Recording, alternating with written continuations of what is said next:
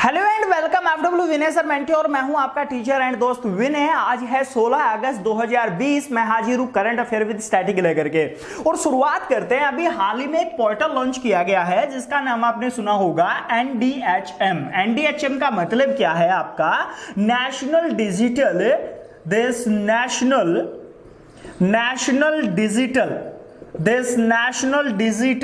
Health mission.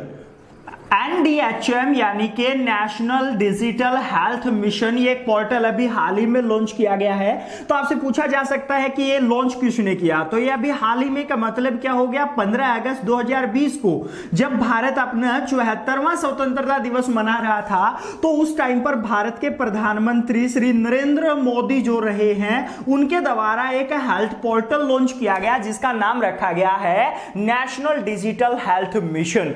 ये जो portal है ये काम क्या करेगा, तो इस पोर्टल की कुछ अच्छी चीजें हैं वो मैं आपको बता देता हूं। इस पोर्टल में एक तो आपके स्वास्थ्य से जुड़ी जितनी भी जानकारी है, यानी कि स्वास्थ्य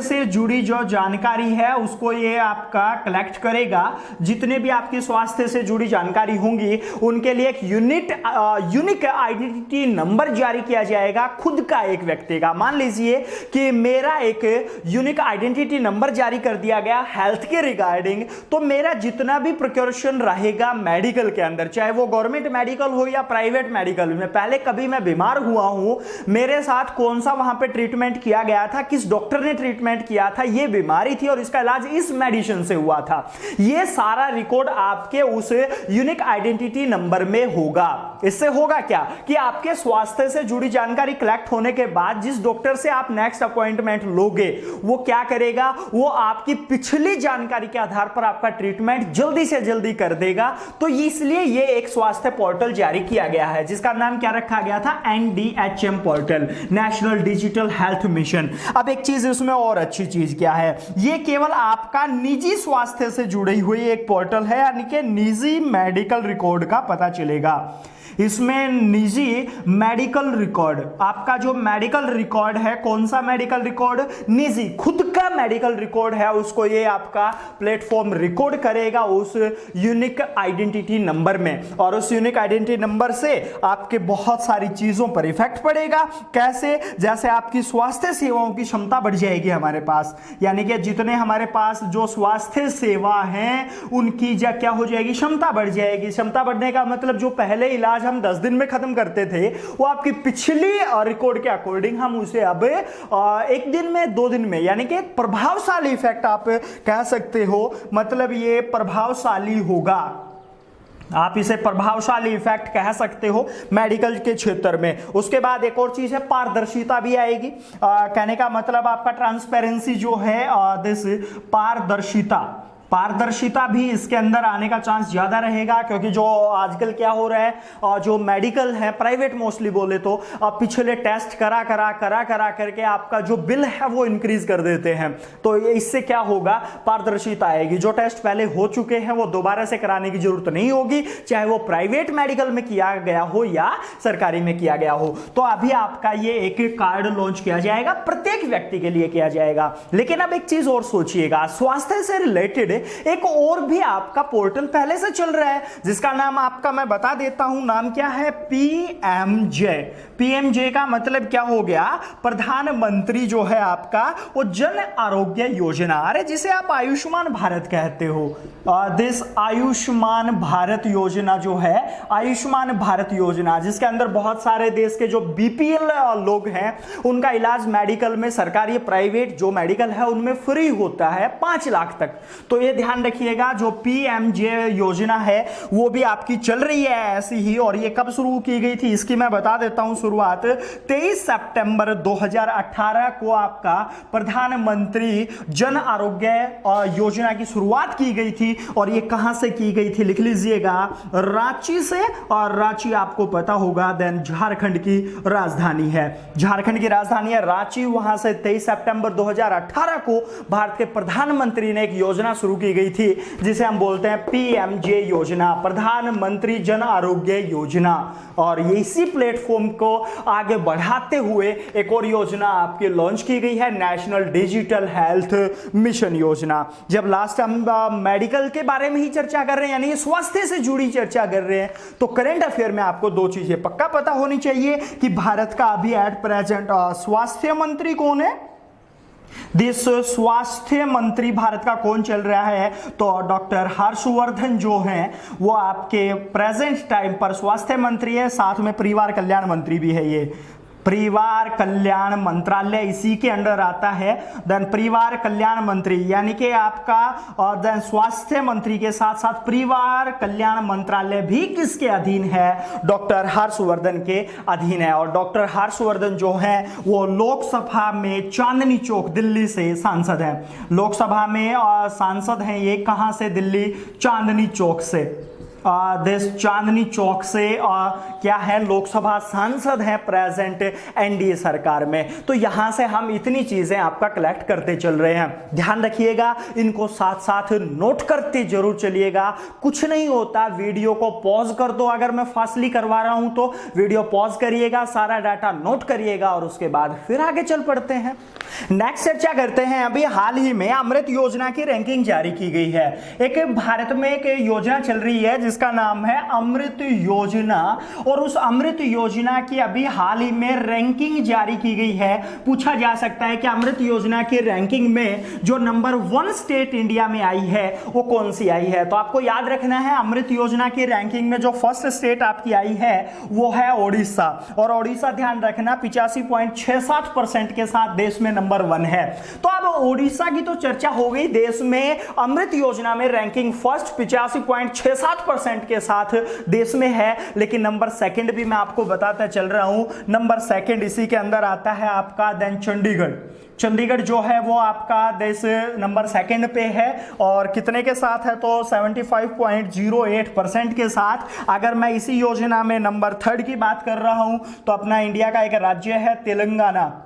तेलंगाना जो राज्य है वो आपका 74.04% के साथ नंबर कौन से पे चल रहा है, 3rd पे चल रहा है। लेकिन अब जब अमृत योजना की बात चल ही रही है तो अमृत योजना है क्या, सबसे पहले तो इसकी फुल फॉर्म जरूर याद रख लेना, कई बार एग्जाम में इन योजनाओं की फुल फॉर्म आ जाती है। तो अमृत जो है उसका एक तो स्पेलिंग याद रखिएगा, AMRUT, अमृत जो है इसकी फुल फॉर्म क्या है, वो है आपकी this Atal mission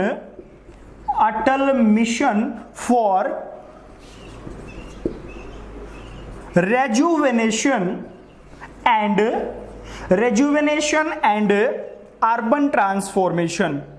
this urban transformation ये आपका देश इसकी जो अमृत है उसकी फुल फॉर्म है। फिर बता देता हूं, अमृत की फुल फॉर्म है Atal mission for rejuvenation and urban transformation. और इसकी जो शुरुआत की थी वो शुरुआत की गई थी, इसके देन इसको स्टार्ट कब किया गया था वो भी आप लिख सकते हो। इसकी शुरुआत हुई थी जून 2015 में। इन चीजों को साथ में जरूर याद रखिएगा। नेक्स्ट चर्चा करते हैं। अभी हाल ही में यानी कि 15 अगस्त को ही कुछ वीरता पुरस्कारों की घोषणा की गई है। कहने का मतलब आपका जो नए अभी एट प्रेजेंट वीरता पुरस्कार जो गैलेंट्री अवार्ड है हमारे, उनकी घोषणा की गई है, वीरता पुरस्कारों की घोषणा की है। तो कितने कितने पुरस्कार किसको मिलेंगे वो मैं आपको अभी बता देता हूं। तो अभी हाल ही में मतलब क्या हो गया आपका देन 15 अगस्त 2020 को जब हमने अपना 74वां स्वतंत्रता दिवस मनाया तो उसमें वीरता पुरस्कारों की घोषणा की गई है। और उसमें जो वीरता पुरस्कार हैं उनमें ध्यान रखिएगा अब की बार 9 शौर्य चक्र दिए जाएंगे। साथ में इसी के साथ टोटल आपके जो पुरस्कार हैं वो 84 वीरता पुरस्कार हैं। 84 वीरता पुरस्कार दिए जाएंगे। अभी एट प्रेजेंट 15 अगस्त को इनकी घोषणा हो चुकी है 9 शौर्य चक्र के साथ। तो 9 शौर्य चक्र हैं, साथ में 84 वीरता पुरस्कार हैं। और शौर्य चक्र की अगर मैं बात करूं तो ये 3rd नंबर का जो है वो शांति काल का सबसे बड़ा पुरस्कार है, यानी कि जो शांति काल में पुरस्कार दिया जाते हैं वीरता के, वो 3rd नंबर का सबसे बड़ा पुरस्कार है शौर्य चक्र। किस किस को दिया जाएगा शौर्य चक्र, ध्यान रखना। अब की बार जो शौर्य चक्र दिया जा रहा है उसमें फेमस व्यक्ति कौन है तो मैं आपका बता दूं, देश वो व्यक्ति है आपका शौर्य चक्र में लेफ्टिनेंट कर्नल हैं, देश लेफ्टिनेंट कर्नल कृष्ण सिंह रावत। एक ये कृष्ण सिंह रावत हैं, इनको शौर्य चक्र से नवाजा जाएगा। नेक्स्ट एक आपके मेजर अनिल उर्स हैं, देश एक है इसमें मेजर अनिल उर्स, ये फेमस लिखवा रहा हूं केवल, देश उर्स मेजर अनिल उर्स हैं। उसके बाद हवलदार हैं आपके देश हवलदार आलोक कुमार दुबे, आलोक कुमार दुबे, इनको आपका ध्यान रखना शौर्य चक्र से नवाजा जाएगा। उसके बाद एक चीज और मैं आपको बता देता हूं, साथ में ही आपको याद रखना है, कीर्ति चक्र दिया जा रहा है अब्दुल राशिद को, देश अब्दुल राशिद जो है इनको नवाजा जाएगा कीर्ति चक्र से। तो कीर्ति चक्र किसे दिया जा रहा है, देन अब्दुल राशिद, ये जम्मू कश्मीर में आपका जम्मू पुलिस में है, जम्मू कश्मीर पुलिस में थे और मरणोपरांत इनको ये दिया जा रहा है कीर्ति चक्र। तो आपके अभी एट प्रेजेंट जो है वो 9 शौर्य चक्र और 84 वीरता पुरस्कारों की अभी घोषणा की गई है अपने प्रधानमंत्री के द्वारा। कहां से, आपका जो प्लेटफॉर्म था 15 अगस्त स्वतंत्रता दिवस का, वहां से। और ये हम 74वां स्वतंत्रता दिवस मना रहे थे। बात चल रही है जब गैलेंट्री अवार्ड की, तो मैं अभी आपको बता देता हूं भारत के अंदर टोटल 6 गैलेंट्री अवार्ड दिए जाते हैं। कौन कौन से देखिएगा, जो गैलेंट्री अवार्ड हैं वो कौन कौन से हैं। दिस फर्स्ट है आपका परमवीर चक्र, परमवीर चक्र दिया जाता है। नेक्स्ट आपका एक महावीर चक्र दिया जाता है, महावीर चक्र दिस गैलेंट्री अवार्ड है, वीरता पुरस्कार है ये। उसके बाद एक वीर चक्र भी दिया जाता है।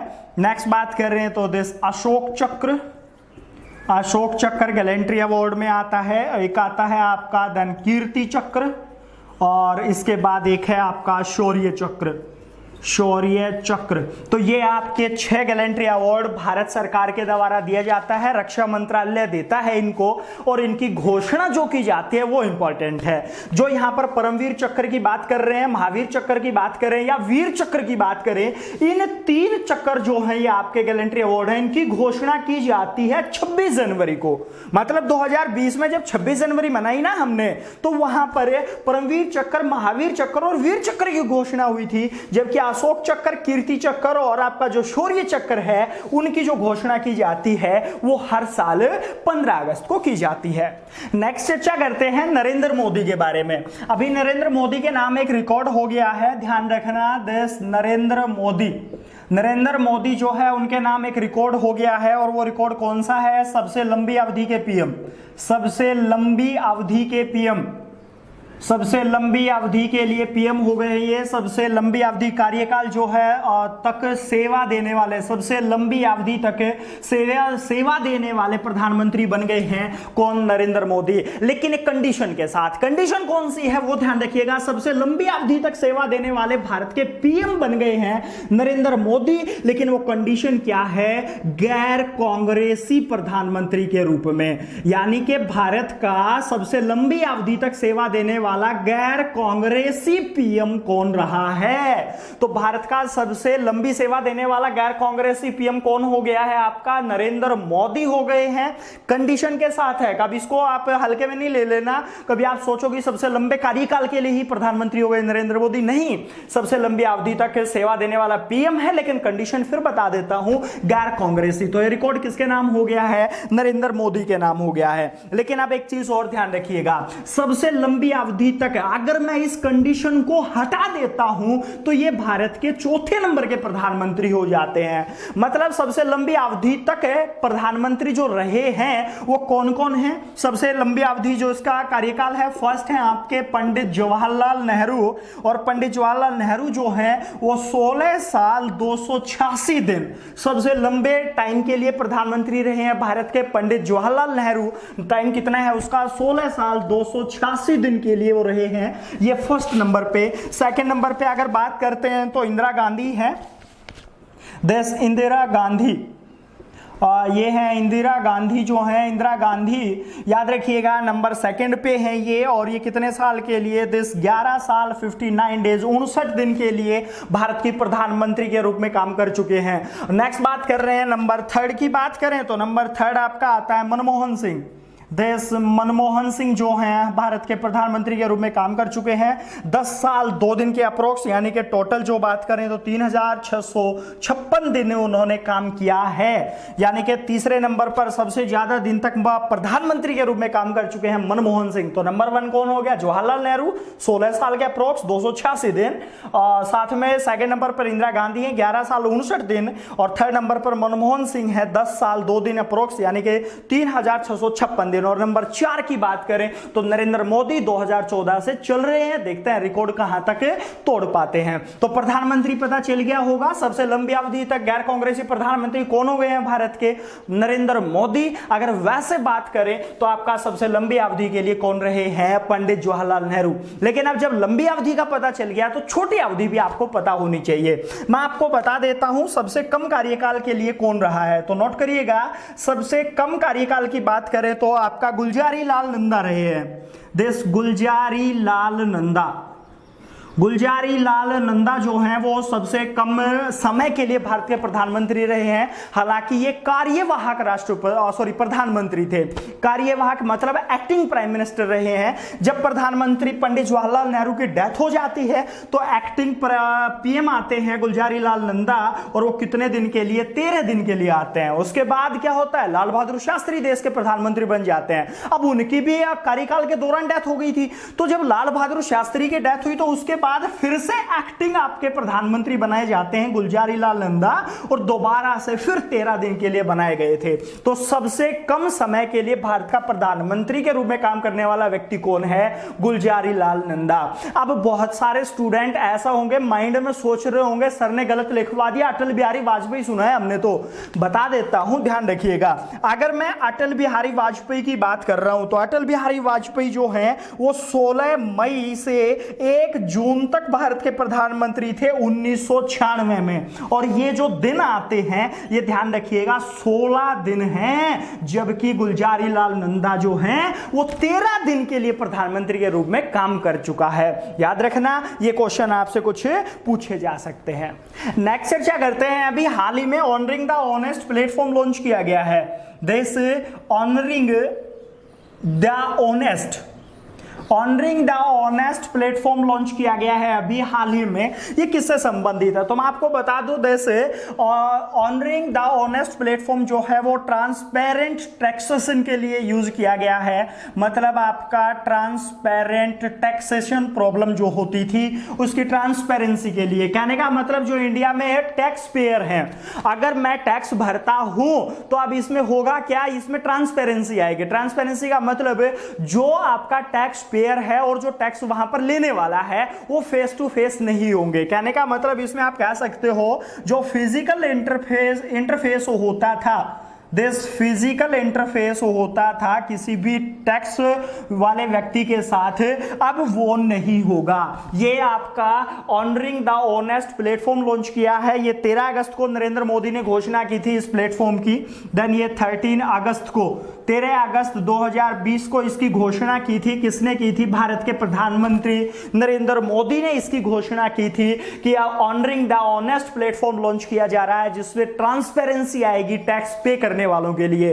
टैक्स पे करने वाला जो है वो वहां पर उस व्यक्ति के साथ फिजिकल इंटरफेस जो है वो स्थापित नहीं करेगा। लेकिन अब जब टैक्स की बात चल रही है तो मैं आपको 2 ट्रिक बताता हूं, बहुत ही अच्छी ट्रिक है।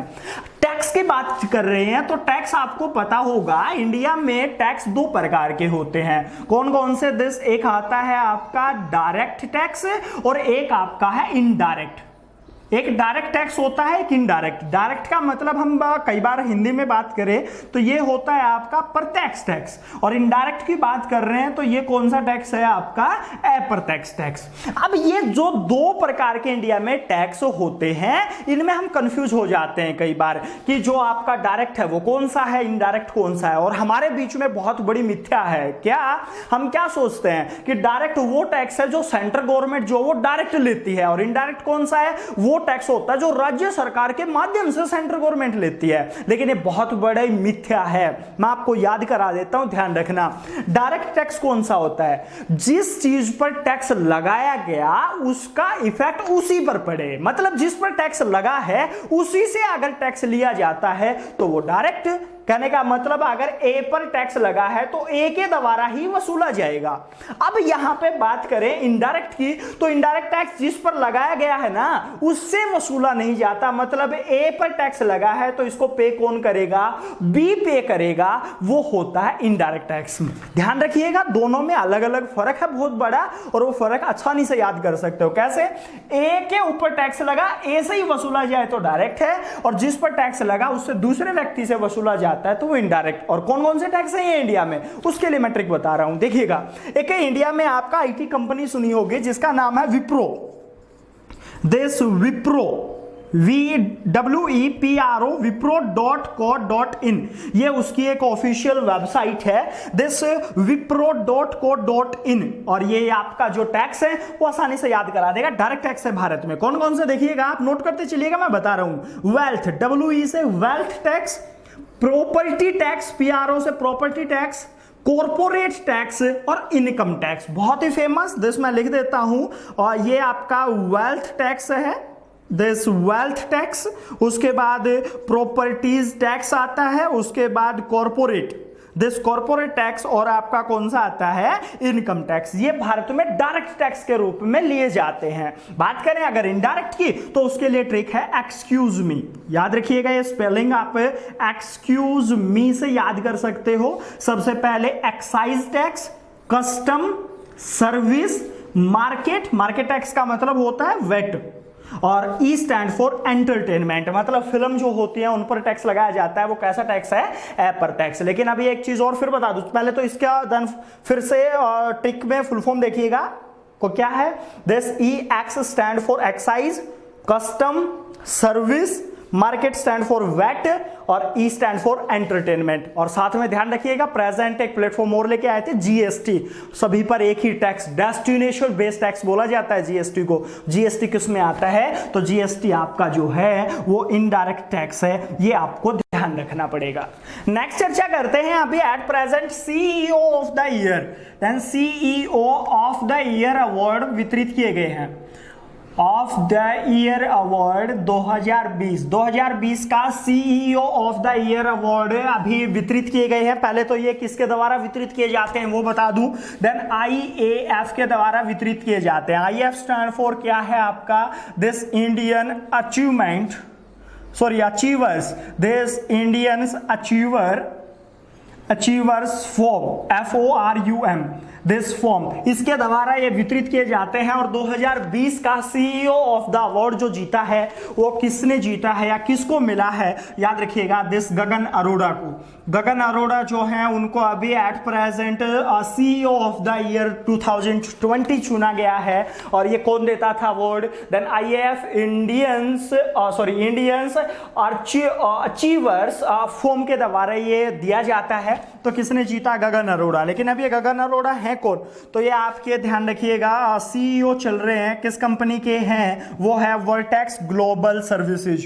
दिस वर्टेक्स ग्लोबल सर्विसेज जो है उसके प्रेजेंट सीईओ चल रहे हैं, और इनको मिला है सीईओ ऑफ द ईयर 2020। लेकिन अब जब सीईओ की बात चल रही है तो आपको बहुत सारी कंपनियां हैं जिनके सीईओ याद होने चाहिए, क्योंकि कंपटीशन एग्जाम में पूछे जाते हैं। जैसे कि आपसे पूछा जा सकता है गूगल का सीईओ कौन है, तो लिखिएगा सुंदर पिचई चल रहे हैं। नोट करिएगा, मैं कुछ बता रहा हूं इंपॉर्टेंट बता रहा हूं। देन सुंदर पिचई गूगल के चल रहे हैं।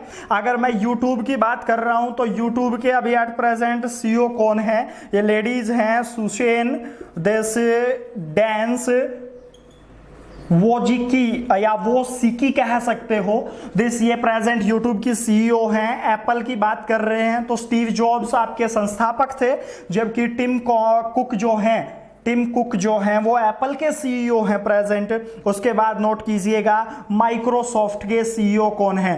तो माइक्रोसॉफ्ट के प्रेजेंट सीईओ कौन चल रहे हैं? सत्या नडेला। दिस सत्या नडेला जो हैं ये माइक्रोसॉफ्ट के प्रेजेंट सीईओ हैं। इनको नोट करते चलिएगा, मैं कुछ कंपनी के बता देता हूं। नेक्स्ट बात कर रहे हैं जैसे फेसबुक की। अगर फेसबुक की बात करें तो फेसबुक के सीईओ कौन है? Mark Zuckerberg. This mark Zuckerberg जो हैं वो सीईओ हैं, किसके हैं? ये फेसबुक के। नेक्स्ट लिखिएगा ट्विटर का सीईओ कौन है? दिस ट्विटर का सीईओ कौन है? Jack Dorsey. This Jack Dorsey Twitter का सीईओ है जैक डोरसी। और एक और लास्ट 2-3 वीडियो में पहले भी बता चुका हूं, दिस रिलायंस इंडस्ट्री का सीईओ कौन है? रिलायंस इंडस्ट्रीज लिमिटेड इसका सीईओ कौन है? मुकेश अंबानी। दिस मुकेश अंबानी जो हैं वो इसके सीईओ चल रहे हैं प्रेजेंट। तो इन्हें सीईओ आपको कुछ कंपनी के याद होने चाहिए, बाकी के सीईओ जो हैं वो मैं किसी और वीडियो के साथ में अटैच कर दूंगा। और लास्ट में चर्चा करते हैं director general of naval operations की, यानी कि अभी एक दिस डायरेक्टर जनरल नियुक्त किए गए हैं, director general of naval operation. Naval operations के डायरेक्टर जनरल अभी एट प्रेजेंट नियुक्त किया गया। पूछा जा सकता है किसे नियुक्त किया गया है, तो इस व्यक्ति का नाम है दिनेश के त्रिपाठी। दिनेश के त्रिपाठी जो हैं वो प्रेजेंट डायरेक्टर जनरल नियुक्त किए गए हैं नेवल ऑपरेशन के। तो नेवल ऑपरेशन के डायरेक्टर जनरल कौन है? अभी नए जो नियुक्त किए गए हैं वो दिनेश त्रिपाठी। लेकिन जब इनकी बात चल रही है ना अपने आर्मी से रिलेटेड, तो आपको कुछ डायरेक्टर जनरल हैं या आपके जो अध्यक्ष हैं वो जरूर याद होने चाहिए, जैसे कि थल सेना अध्यक्ष कौन है भारत का, तो ये नोट करते चलिएगा। मैं ये भी लिखवा देता हूं, थल सेना के जो अध्यक्ष चल रहे हैं वो कौन है? जनरल ये इनकी पोस्ट का नाम आगे लिखवा रहा हूं ताकि आपको हेड पता चल जाए कि वो कौन सी पोस्ट पे होता है। जनरल मनोज मुकुंद नरवाने हैं। जनरल मनोज मुकुंद नरवाने नोट करते चलिएगा इनको। ये भारतीय थल सेना के अध्यक्ष हैं। अगर जल सेना की बात करें तो एडमिरल, ये मैं फिर बता दूं, एडमिरल जो है वो पद है उसके अंदर। एडमिरल करमबीर सिंह जो चल रहे हैं वो आपके जल सेना के अध्यक्ष चल रहे हैं। करमबीर सिंह जल सेना अध्यक्ष हैं भारत के। अगर बात कर रहे हैं वायुसेना तो भदौरिया सुना होगा। देश वायुसेना के अध्यक्ष एयर चीफ